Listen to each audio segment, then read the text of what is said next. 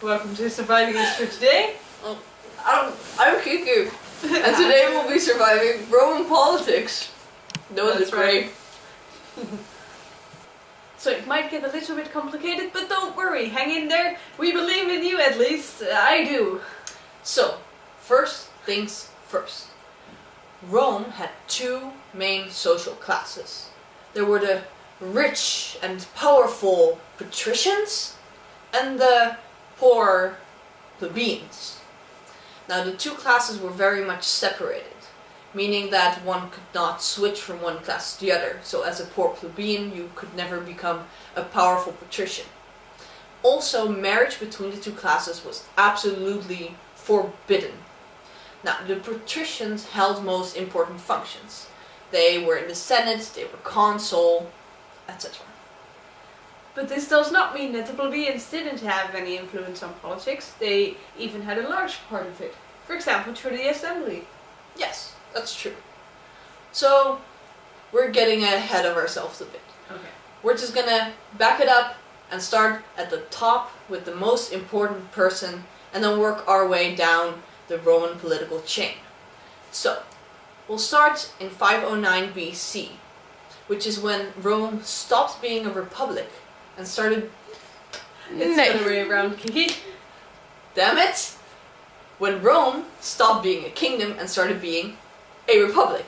Okay. Meaning they were no longer ruled by a king or queen, but instead had this complicated political system that made sure that not just one person had all power. Okay, so a good example of this are actually the consuls. And there were always two consuls. And the purpose of this was that they could actually veto right each other's decisions. And this veto right meant that if one consul made a decision or had some certain plan, the other consul could just say, well, I don't know, and they could just cancel the whole plan without arguing about it. So for example, if I were one of the consuls, and I would say, oh, I want to do this war, and it's gonna cost millions of dollars, but hey, you don't need that money anyway. Then I would say, no. Veto right! Okay, so in this way, none of the two could actually gain all the power, and the balance would be kept this way. So to restrain this balance, each of the consuls could only rule for 1 year, meaning that they needed all the time they had to really focus on what could make the country better instead of focusing on the power. So the consul can be seen as the prime minister, except they had more power when it comes to the army. So in times of crisis and when they had a lot of problems, decisions could be made very easily. So, in these times, in a very critical time, a dictator could be appointed, but then after the problem had been solved, they would just go back to the old system. Now the consul was chosen from the Senate, which was a group of 300 patricians who made legislations and laws and ruled the country. Mm-hmm. Now, he was chosen from the Senate, meaning it was a member from the Senate who became consul, which is different from electing the consul, because it was done by a group of plebeians. Now the Senate was elected by the consul, meaning that the consul would select the people who would become consul, which is kind of a corrupt system, but you know, whatever. Because plebeians also had a bit of power there. They were the ones to elect the consul through the assembly, which was a group of citizens who would come together to discuss politics and make decisions. They would do this in a forum. It was all kind of like Twitter.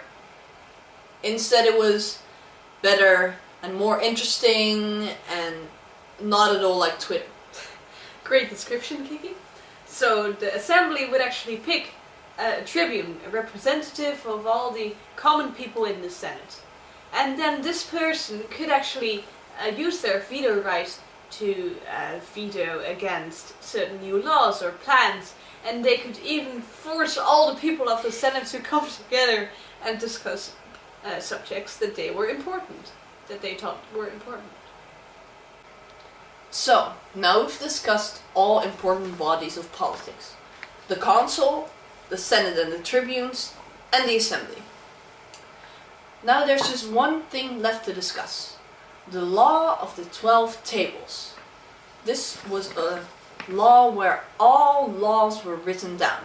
So crimes, punishments, family relations, all kinds of stuff. Now the interesting thing is that this law applied to both patricians and plebeians.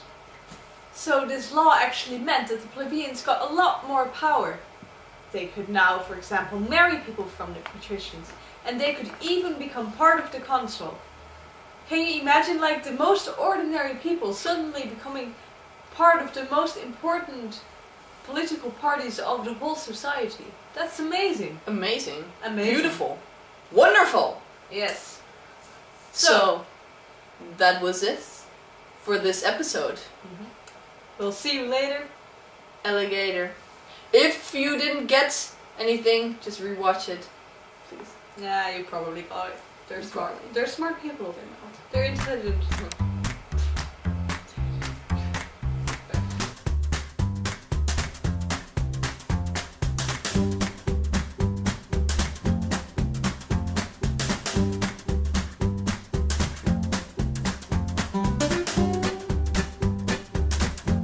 Decisions snappy, fast, you know, without all that chit chat, as Mussolini would say.